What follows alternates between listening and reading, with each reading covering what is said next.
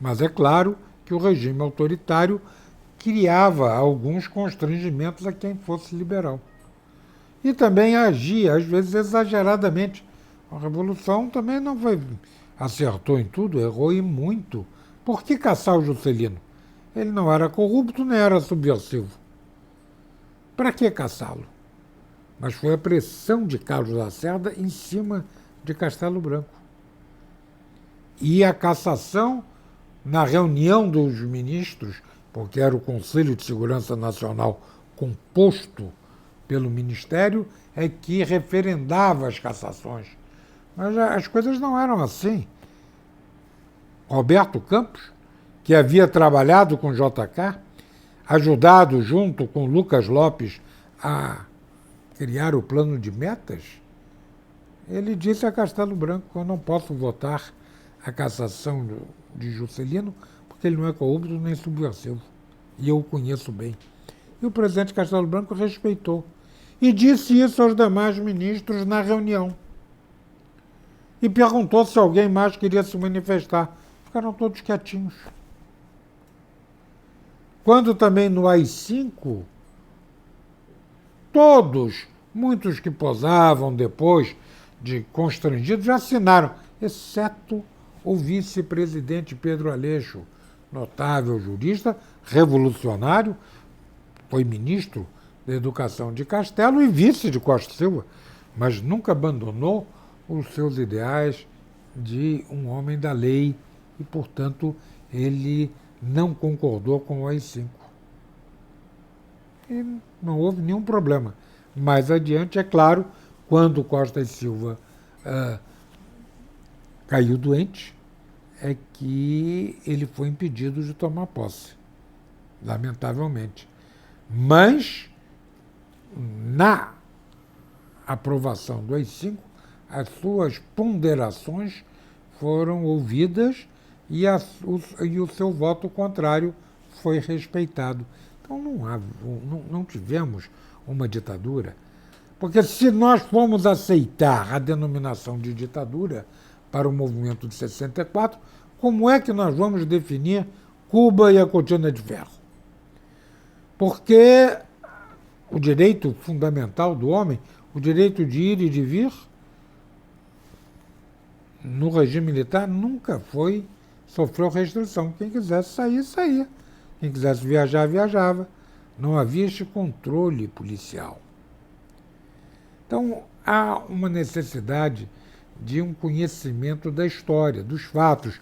Por isso é que no livro nós também, num trabalho muito bem feito pelo Zé Loredo, pela Licença Cultural, estão os recortes dos jornais da época. Os jornais da época não mentem, são os fatos que aconteceram. O país estava vivendo um momento de grande agitação e que, portanto, vivia na iminência de uma crise. E a crise estourou no dia 31 de março de 1964. Então, estes anos que o Brasil viveu, em que se criou a infraestrutura, em que se criou esse admirável sistema de telecomunicações que nós temos, enfim, que criou-se a rede rodoviária de primeira qualidade, errou-se também. Esqueceu-se as ferrovias, cancelaram vários ramais ferroviários, mas, enfim, entre erros e acertos, o saldo foi positivo. E o saldo foi positivo também sob o ponto de vista ético e moral. Você não conhece um militar do tempo do regime que tenha saído rico. Os filhos tenham saído ricos. Estão todos aí trabalhando, muitos levando uma vida difícil. O Brasil tinha uma presença internacional de equilíbrio, de coerência com aqueles ensinamentos do Barão do Rio Branco. Enfim, 64 pertence à história, vai fazer 50 anos. Este revanchismo que está aí, este revanchismo não tem amparo na tradição da cordialidade do brasileiro, da fraternidade. querem criar, não se sabe por que motivo, uma divisão dos brasileiros, semeando ódio, semeando ressentimento, criando cotas para isso, cotas para aquilo. Nós formamos, e o nosso grande mestre, o nosso grande sociólogo, o nosso grande antropólogo, que foi Gilberto Freire, nos definiu sempre tão bem.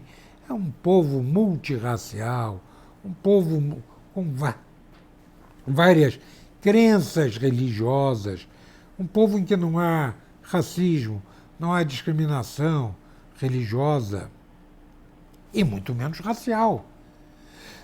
Procurou-se criar as tais cotas, cota disso, cota daquilo.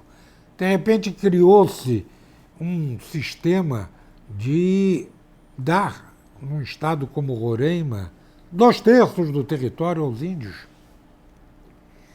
sem fiscalização da polícia, da Receita e das Forças Armadas. Isso é uma vergonha. Meus caros amigos, hoje há um grupo de intelectuais, de jovens, intelectuais como Olavo de Carvalho, intelectuais que marcam posição de mostrar ao Brasil, ao jovem, a vida acadêmica, que precisamos e devemos cultuar o pluralismo, o debate democrático, o entendimento. E devemos combater o ódio, combater a luta de classes, que está lá na origem do pensamento deles. O revanchismo, a vingança. Somos um país cristão, somos um país fraterno, somos um país da alegria, da esperança, do entusiasmo e do futuro.